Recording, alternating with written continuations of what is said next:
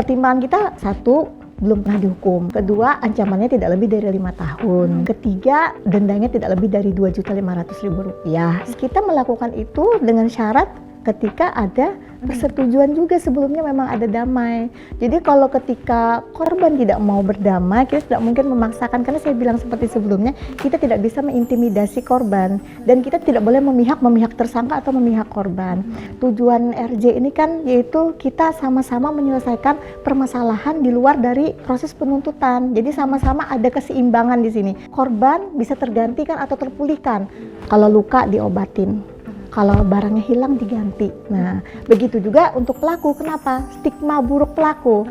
Nanti kalau dia di penjara keluar, nanti masalahnya mungkin orang juga akan berpikir ada rasa takut. Nah, akhirnya dia untuk kembali bersosial itu rasanya sulit. Makanya kenapa RJ ini sebenarnya adalah sanksi sosialnya yang kita dapat di situ.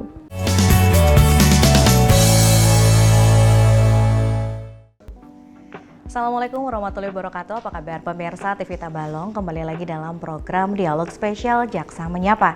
Tentunya bersama saya Ergi Virgiati. Pada episode kali ini kita sedang berada di kantor Kejaksaan Negeri Hulu Sungai Tengah, di mana tema dialog kali ini ialah mengenal rumah restoratif justice. Untuk bisa membahas topik ini lebih lanjut, kita kedatangan narasumber, yaitu dari Kepala Seksi Tindak Pidana Umum Kejaksaan Negeri Hulu Sungai Tengah. Apa kabar Ibu Herlinda? Alhamdulillah baik, Mbak. Luar biasa sekali hari ini, cerah sekali. Ini ditambah dengan narasumber yang luar biasa sekali pada pagi hari ini. Baik Ibu, gimana Bu? Lagi senyum-senyum ceria-ceria ini, dengar-dengar sebelum kita masuk ke materi katanya kemarin baru dapat award ya Bu ya? Iya, alhamdulillah Mbak. Barusan pada tanggal 5 Juli tahun 2024 ini saya baru mendapat award masalah penegakan restoratif justice. Berarti sesuai dengan tema kita pada pagi hari ini sekali, ya Bu ya? Iya. Ini luar biasa sekali. Bisa mengalahkan sekitar 1.700 jaksa Iya. se-Indonesia. Siap. Wah, selamat dulu kalau gitu untuk Ibu Terima Herlinda kasih. dan juga untuk kejaksaan. Baik, kita akan langsung masuk ke dalam materi kita pada sesi pertama. Nah, ini sering banget Ibu yang namanya masyarakat bertanya-tanya apa sih rumah restoratif justice. Ini untuk sebagian orang yang awam mungkin masih berpikir-pikir istilah ini apa sih, asing banget gitu. Ya. Nah, boleh dong Ibu jelasin sama pemirsa yang ada di rumah ini. Gini ya Mbak ya, memang kebanyakan orang tuh bingung rumah ini kan berarti dalam bentuk bangunan sebuah Iya. rumah kan. Orang datang ke sana, apalagi disebut dengan jumlah banyak, nggak mungkin banget kan. Berarti kejaksaan harus bangun rumah banyak ini untuk di desa-desa. Jadi biar saya jelaskan di sini, rumah maksudnya di sini adalah kantor kepala desa tersebut kita jadikan wadah sebagai rumah restoratif justice. Kalau kita membangun kan anggarannya dari mana tuh Mbak ya? Betul. Bayangkan dengan 167 rumah restoratif justice di Kabupaten Hulu Sungai Tengah ini nggak mungkin dong kita bisa membangun. Jadi di situ kita juga ada peran serta pemerintah yang luar biasa juga, Pemda setempat ya, membantu kita untuk pelaksanaan ini hingga berjalan dengan lancar, sehingga rumah RJ tersebut yang ada di kantor desa bisa terbangun. Jadi di situ wujudnya dan dipasang plang berarti di situ adalah rumah restoratif justice. Iya. Jadi rumah restoratif justice atau misalkan sering kita sebut dengan rumah RJ ini hanya istilah saja ya Bu ya. Kalau misalkan rumahnya di kantor bakal ada di kantor kepala desa. Baik. Nah, kenapa Ibu memilih konsep rumah gitu Bu? Apakah memang sesuai dengan definisi rumah bahwa rumah itu adalah tempat yang nyaman untuk seluruh orang gitu, dan ini juga mungkin salah satu dari kejaksaan ingin membuat masyarakat juga lebih nyaman ke rumah RJ ini, gimana nih Bu? Ini satu sebenarnya program dari pemerintah, dari Jaksa Agung sendiri, bukan dari saya. Jadi kami ini seluruh jaksa yang ada di Indonesia ini akan melaksanakan rumah RJ itu sesuai dengan acuan dari Jaksa Agung ya, yang dulunya awalnya kampung RJ terus berubah jadi rumah restoratif justice. Nah makanya itu Mbak, jadi digunakanlah di sini biar peran serta masyarakat desa itu ada kayak pembakar, tokoh agama, tokoh adat, tokoh masyarakat bisa berperan terlihat langsung. Makanya disitulah wadahnya di rumah RJ kantor pembakar. Oke. Nah, manfaat dari keberadaan dari rumah RJ sendiri apa nih Bu untuk masyarakat khususnya nih Bu? Sangat banyak Mbak, luar biasa ya manfaatnya. Yang seharusnya kan di sini yang namanya kita desa ini kan luas ya, jauh-jauh. Jadi mereka bisa nggak harus datang di kantor kejaksaan ya, manfaatnya sangat luar biasa. Sementara itu juga orang kadang kan mau masuk ke kantor kejaksaan ada rasa sungkan. Sungkan sih nggak masa takut biasanya kan. Betul. Dengan pakaian kita begini takut, mereka pasti walaupun kita sudah humanis, ramah, tapi kadang mereka berpikir dari luar tuh berpikir tanggapan dari luar, Mbak. Biasanya, ih ada apa ya dia ke kantor kejaksaan gitu kan? Iya, betul.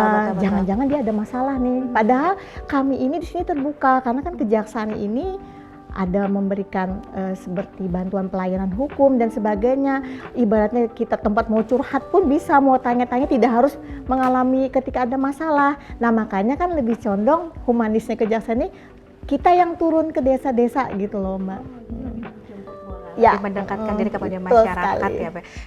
Dan juga mungkin Ibu dari masyarakat yang ada jauh dari kejaksaan juga akan lebih memudahkan para kita yang masyarakat datang. untuk datang. Gitu. Ini Karena luar biasa ya Bu ya konsepnya ya. Karena kalau menunggu mereka yang datang permasalahan nggak akan selesai, Mbak. Karena masih banyak unek-unek, takut. Nah, nanti diterima nggak di sana kan kayak gitu. Terus menunggu, kalau ini kan tanpa harus menunggu kita yang datang. Ya betul banget Ibu. Kita lanjut lagi Bu. Nah, bagaimana sih Bu proses yang ada di dalam rumah RJ ini Bu? Apa saja sih yang dilakukan di sana? Terus siapa saja yang boleh ke sana? Gimana nih Bu? Kalau untuk boleh ke sana saya jawab dulu bebas ya, Mbak. Bebas ya? itu semua bebas. ya? Semua kalangan masyarakat berarti namanya ya, rumah, makanya ibarat bahasanya ini rumah, siapapun bisa datang ke sana ya. Dan itu pun kantor desa juga sebelum adanya rumah restoratif justice, mereka pun juga melayani masyarakat warganya kan, ketika pembuatan KTP dan sebagainya dan lain-lain lah intinya. Jadi program kita di sana banyak, Mbak. Kita intinya memberi edukasi ya, ibaratnya tidak harus kuliah hukum untuk mengetahui masalah hukum kan. Nah, terus juga di sana tuh banyak permasalahan-masalahan yang harus diselesaikan, Mbak. Ada permasalahan yang mereka tidak bisa memecahkan. Contoh ketika kita belum bisa datang, kita sudah buka layanan telepon 1x24 jam itu dia bisa nelpon. Kejadian kan tidak harus jam 7 pagi, jam 8, jam 9, kadang kan ada tengah malam. Nah, bisa untuk kita layani. Tapi kalau kita memang ini agak rumit untuk memecahkan masalahnya, maka kita yang datang ke sana, kita kumpulkan masyarakat yang ada yang bermasalah. Contohnya nih ada perkara yang seharusnya masih bisa kita antisipasi, tidak harus ke APH. APH di sini kan maksudnya ke kantor polisi ya. Cukup di sana saja. Contoh pencurian ya, piring gitu. Nah, kalau bisa kita selesaikan di situ, kenapa tidak? Nah, jadi kita libatkan semua tokoh adat, tokoh agama, tokoh masyarakat, ketua RT, terus juga pelaku beserta keluarga dan juga korban beserta keluarga. Nah, disitulah kita hadir, Mbak. Kita di sini tidak harus menentukan atau memihak kiri kanan ya atau mengintimidasi. Di sini kita hanya sebagai mediator. Di situ sekaligus kita memberikan ilmu, saran-saran atau bagaimana. Selain ilmu pidana dan perdata, lebih banyak kan untuk pidana nih luas. Pitsus, bisa perkara korupsi, bisa pidana umum, luas lagi pencurian, pemerkosaan. Itu kita berikan dia bekal. Jadi mereka sudah bisa ada ilmu gini loh. Jadi alhamdulillah selama ini mereka sudah misalnya ini masuk daftar pencurian ringan, mereka udah paham gitu. Ini kayaknya paket komplit ya Bu ya. Terus kalau misalkan boleh Ibu, mohon maaf kalau misalkan saya salah boleh dikoreksi. Jadi ini lebih ke kekeluargaan ya, ya memang. Ibu ya. Namanya makanya rumah itu kan Mbak, ibaratnya yang menghuni siapa sih? Ada ibaratnya bapak, ibu, anak. Nah, segala sesuatunya kan kita terbuka, ibaratnya nyaman, memberikan senang dan sebagainya. Jadi kalau memang permasalahan itu tidak bisa dipecahkan, nah itu mungkin ribet sama sekali ya perkaranya. Nah baru kita ke APH. Karena tidak semua perkara bisa di RJ-kan. Jadi ditangani dulu di rumah RJ, baru bisa dilanjutkan apabila tidak menemukan solusi mungkin Ibu ya. Betul sekali. Baik Ibu. Nah, pertimbangan apa sih Bu yang dilakukan oleh kejaksaan dalam suatu kasus yang ditangani ini menerapkan rumah RJ? Atau apakah memang sebelumnya harus ada persetujuan dulu dari kedua belah pihak atau misalkan salah satu korban? Ya, itu berarti kalau sudah kita udah naik ke APH biasanya Mbak. Kalau sudah naik ke APH perkara ini otomatis kita dalam hal ini kita harus beberapa perkara kita lakukan RJ itu di rumah RJ. Jadi sebelumnya memang harus ada pertimbangan kita. Satu, belum pernah dihukum. Kedua, ancamannya tidak lebih dari 5 tahun. Ketiga, dendanya tidak lebih dari Rp2.500.000. Seandainya ada pun yang penting dua ini dia belum pernah dihukum dan ancamannya tidak lebih dari 5 tahun. Itu pertimbangan kita. Selain 3 komponen ini, kita juga harus adanya respon positif dari masyarakat. Ya, masyarakat mendukung. Dia ada juga yang masyarakat nggak mau ini sering mencuri, nggak mau kami di RJ kan. Itu. Nah, terus lagi korban ini menerima atau tidak dan gitu memberikan maaf gitu loh. Dan salah satunya RJ ini kan Mbak harus ada kedua belah pihak saling memaafkan, kata maaf ya dan damai. Nah itu kita melakukan itu dengan syarat ketika ada persetujuan juga sebelumnya memang ada damai. Jadi kalau ketika korban tidak mau berdamai, kita tidak mungkin memaksakan, karena saya bilang seperti sebelumnya, kita tidak bisa mengintimidasi korban dan kita tidak boleh memihak tersangka atau memihak korban. Tujuan RJ ini kan yaitu kita sama-sama menyelesaikan permasalahan di luar dari proses penuntutan. Jadi sama-sama ada keseimbangan di sini. Keseimbangan di sini maksudnya korban bisa tergantikan atau terpulihkan. Kalau luka diobatin, kalau barangnya hilang diganti. Nah, begitu juga untuk pelaku. Kenapa? Stigma buruk pelaku. Nanti kalau dia di penjara keluar, nanti masalahnya mungkin orang juga akan berpikir ada rasa takut. Nah, akhirnya dia untuk kembali bersosial itu rasanya sulit. Makanya kenapa RJ ini sebenarnya adalah sanksi sosialnya yang kita dapat di situ. Dia harus menyatakan maaf di tengah masyarakat. Itu dengan beberapa pihak juga yang telah disetujui ya Ibu ya. Wah, ini luar biasa sekali. Kalau misalkan kita berbicara tentang manfaat dari rumah RJ ini banyak sekali Ibu. Jangan dulu jawab Bu, tahan dulu. Kita akan balik lagi untuk membahas rumah RJ yang telah dilaksanakan oleh Kejari HST. Tapi jangan kemana-mana, tetap di program Dialog.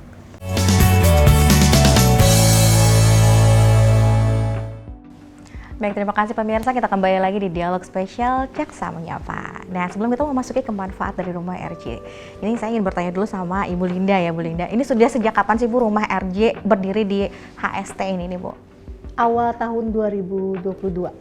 Awal tahun 2022 berarti sekitaran bulan April lah. Kalau yang ini kan masih menata-menata nih, pas bulan Aprilnya tuh harus menjelajahin per desa-desa dulu. Saya kan ke camatnya kan mengenalkan dulu, kita sosialisasi dulu Mbak, mengenalkan, harus tahu dulu kan, tiba-tiba ujuk-ujuk diresmikan kan nggak mungkin tuh. Iya, betul, jadi kita harus datang, saya keliling desa, makanya akhirnya jadi hafal desa-desa ujung-ujung itu.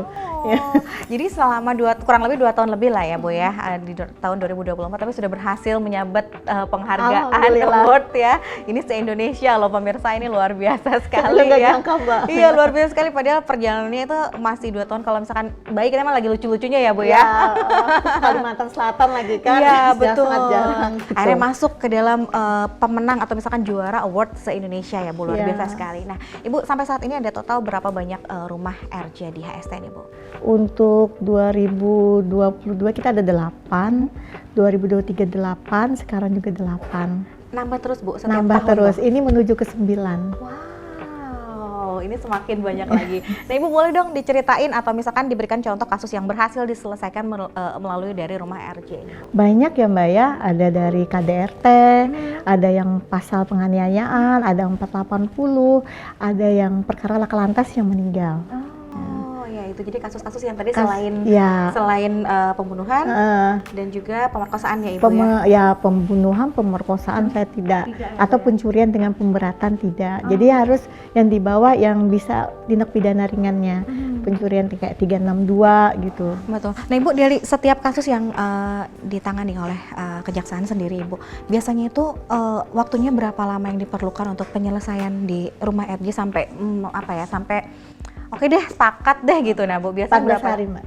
14 hari saja Ibu? 14 hari, jadi ketika kita selaku jaksa penuntut umum udah tahu nih ketika surat pemberitahuan dimulainya penyidikan masuk ke kita, itu kita sudah bisa nih nerka-nerka, ini bisa di RJ apa enggak. Tapi kita masih belum kebaca tuh lagi Mbak, karena kalau udah kebaca tuh nanti pas ketika berkas datang, kalau dia pernah dihukum berarti udah nggak bisa kita lakukan RJ, nyerah. Tapi kalau dia belum pernah dihukum, nah kita upayakan, terus kita cek kerugiannya, terus cek lagi ada perdamaiannya tidak.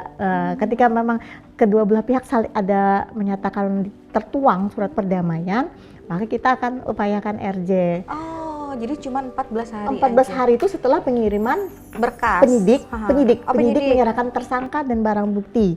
Nah, tersangka dan barang bukti diserahkan ke kita, mulai itulah 14 hari kita melaksanakan. Kurang lebih lah ya Bu ya, 14 ya, jadi saya harus ya. kejar-kejar, makanya dari sebelum tahap 2 itu kita udah bisa-bisa nih kira kita ini RJ apa tidak. Nah, setelah 14 hari itu diiringi dengan beberapa kali ekspos dengan Kejaksaan Tinggi dan ekspos dengan Kejaksaan Agung.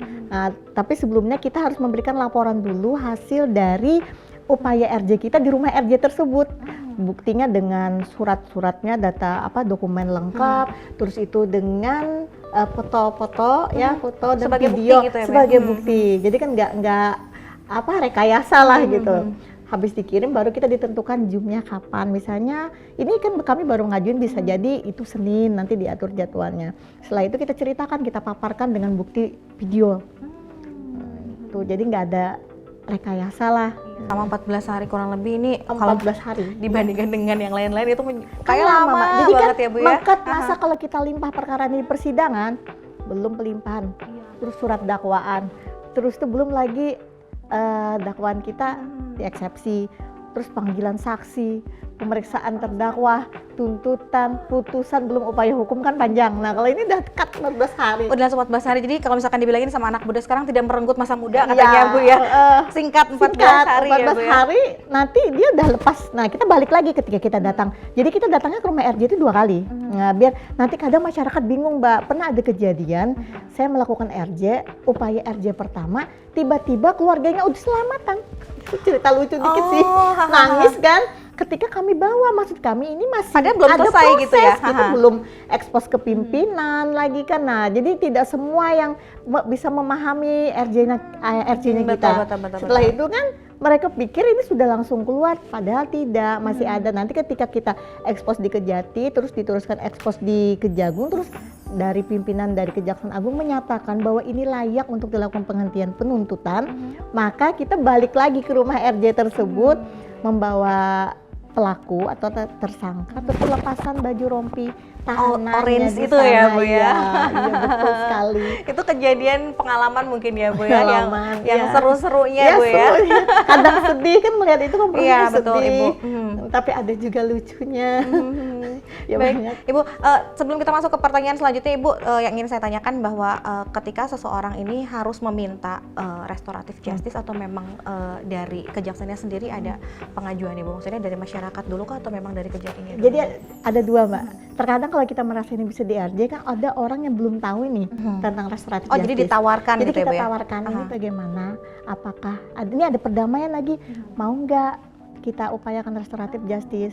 Nah terus kita tanya lagi korban, kalau korban nggak mau kita nggak akan lakukan gitu loh.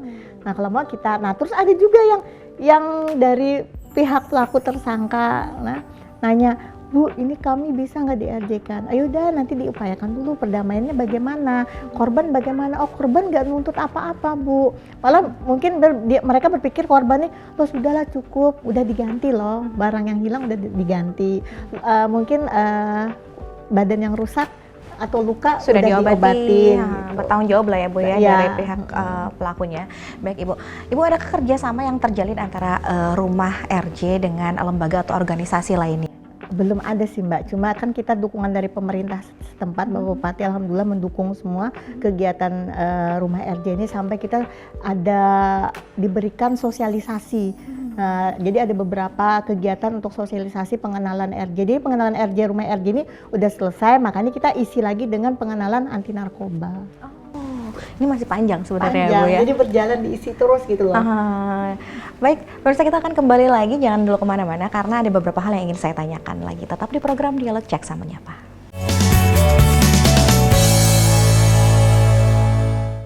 Baik, terima kasih pemirsa Anda masih setia dalam program Dialog. Kita akan melanjutkan perbincangan kita dengan Ibu Herlinda. Bu Linda, adakah Ibu tantangan atau misalkan hambatan yang dihadapi dalam penerapan rumah RJ nih Bu?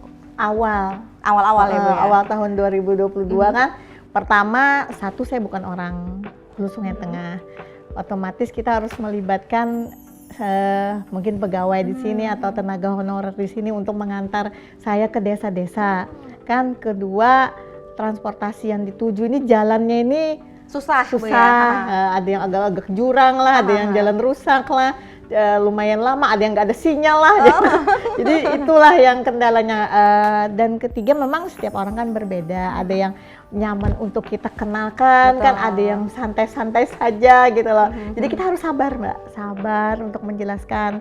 Akhirnya awalnya kan setelah selesai itu baru 8 itu diresmikan, baru 8 rumah RJ. Tiba-tiba nih pada, loh kok kami enggak loh Bu, tertarik akhirnya kok kami enggak dikunjungin, karena kan tipikal saya itu tipikal selalu meng-upload ke sosial media saya. Jadi kan orang-orang aktif penasaran, sekali berarti Ibu ya di aktif, sosmed ya? ada di status. Karena kan seluruh kepala desa se-Hulu Sungai Tengah ini kita punya grup. Jadi saya kalau informasi contoh nih masalah pilkada nanti persiapan, saya akan bagi video-video yang apa saja yang dilarang kan. Nah itu bisa dengan mudah dari Bawaslu pasti minta tolong Bu, tolong ya dibantu, itu kita bagi. Ini inisiatif share. dari ibunya sendiri berarti ya Bu ya, Iya. maksudnya tuh untuk bisa lebih mengkoordinir, terus jadi berkomunikasi nyaman, kan? secara berkala juga ya Bu lebih ya. nyaman menyampaikan sesuatu, dan keuntungannya itu satu Mbak, memang tadi itu kesusahan dan kesulitan yang tantangan awal ya. Untungnya nih ketika kita di persidangan, kita mau memanggil saksi nih yang ribet datang, kita tinggal umumkan aja melalui WA pesan suara. Ini tolong pembakar ada nggak warganya yang namanya misalnya ini, langsung bisa dipanggilkan, siap Bu, kita fasilitasi. Ini saking dekatnya dengan masyarakat berarti ya Bu ya, dengan hadirnya dari rumah RJ ini ya itu. Ibu. Berarti tantangan sama hambatannya ya nggak Ya, terlalu lah ya Bu ya. Sebenarnya kalau kita menjalani nyaman, ikhlas nggak ada lah. Ya, karena di hati ya Bu. Ya. Ah, luar biasa sekali Ibu. Baik, Ibu bagaimana sih keberhasilan program ini diukur? Apakah memang ada data laporan yang menunjukkan dampak dari positifnya, atau mungkin salah satunya dengan Ibu mendapatkan award gitu? Ada nggak sih Bu? Salah satunya ya suatu kepuasan ya. Pertama kalau kita bekerja pun juga Mbak harus ada dukungan dari pimpinan. Kalau tanpa dukungan pimpinan kan nggak bisa. Alhamdulillah pimpinan saya memberi kepercayaan ya kan, intinya itu. Ketika itu berjalan ya alhamdulillah nyaman saja Mbak untuk ini ya. Manfaatnya ya tadi seperti saya bilang, masyarakat desa ada pembekalan ilmu, kan edukasi yang kita dapat gitu. Hukum kan tidak gampang ya walaupun sekarang kita bisa lihat di televisi atau di Google, cuma kan ibaratnya penerapan untuk teori berbeda dengan praktek. Nah, jadi di situ mereka bisa dapat. Kedua, mereka ada jalinan komunikasi yang bagus kekeluargaan. Jadi otomatis ketika ada apa-apa, dia pasti menghubungi, Bu mohon izin, walaupun misalnya ini perkara korupsi atau perkara perdata, nanti saya akan lapor ke pimpinan, bisa dibuat nota dinas, ditujukan kepada nanti siapa. Jadi enak lah, jadi perpanjangan tangan. Ini gitu. berarti kerjasamanya luar biasa ya Bu ya, tidak ada yang saling mempersulit, saling mendukung Iya, semuanya. intinya kita ya, saling Bu ya. membantu. Gunanya ini kan itu sebenarnya humanisnya kita, kejaksaan di masyarakat bagaimana sih? Gitu. Baik, Ibu, apa sih langkah-langkah evaluasi serta pengembangan ke depannya untuk memastikan bahwa keberlanjutan RJ ini seperti apa, Bu? Kalau biar bisa berjalan itu ya kita tetap eksis, kita selaku jaksa maupun siapa nanti, mau saya atau sesudah saya, itu tetap dijalankan. Tetap Konsisten ada. ya Bu ya, harus konsisten ya. Dan kita jangan sombong gitu loh, jangan jaga ego, oh kita jaksa, tidak, tapi kita tetap memasyarakat, kita turun, kita tanya masyarakat itu perlunya apa sih, ingin tahu apa sih, yang dihadapinya masalahnya apa, kendala yang harus diselesaikan bagaimana gitu. Ini sekalian juga memberikan penerangan kepada masyarakat yang mohon maaf orang awam ini kan biasanya buta hukum lah ya Bu ya. Dan masyarakat juga jangan malu, jangan takut, betul. dan jangan ragu gitu loh, percaya gitu. Baik. Sama kita. Baik Ibu, terakhir target dan juga harapan yang ingin dicapai dengan adanya rumah RJ ini apa nih Bu? Targetnya sih pertama kejahatan menurun ya, bahkan tidak ada, meminimalisir minimalisir kejahatan kan, karena selain di RJ ini kan kita sosialisasinya sambil berjalan nih, mengenalkan mungkin kurangnya perkara tingkat kejahatan di Hulu Sungai Tengah ini bisa jadi karena berhasilnya restoratif justice kita melalui sosialisasi di rumah RJ. Intinya itu sih Mbak, dan masyarakat lebih pintar, lebih tahu apa yang harus dihindari, jangan sampai berpikir ini gampang, mudah segala sesuatu, tapi segala yang kita kenal, kita mengenali hukum itu untuk menghindari hukuman. Betul sekali. Terima kasih banyak Ibu atas waktunya. Sama-sama. Ini luar biasa sekali diundang ke sini jauh-jauh, dapat ilmu yang banyak sekali. Luar biasa sekali. Terima kasih banyak Ibu. Sama-sama. Kita sudah sampai di acara ini. Semoga pembahasan tentang mengenal rumah restoratif justice ini telah memberikan pemahaman yang lebih mendalam tentang peran penting dari konsep keadilan restoratif dalam sistem hukum kita. Nah, kita semua tentu berharap bahwa dengan adanya rumah restoratif justice, penyelesaian masalah hukum di masyarakat bisa semakin adil, manusiawi, dan berfokus pada pemulihan. Ini adalah salah satu upaya yang mulia untuk menciptakan harmoni di tengah masyarakat kita. Saya Argi Firgiati beserta kru yang bertugas pamit undur diri, sampai jumpa di episode spesial Jaksa Menyapa berikutnya. Akhir kata, wassalamualaikum warahmatullahi wabarakatuh. Bu Linda, terima kasih banyak. Sama-sama.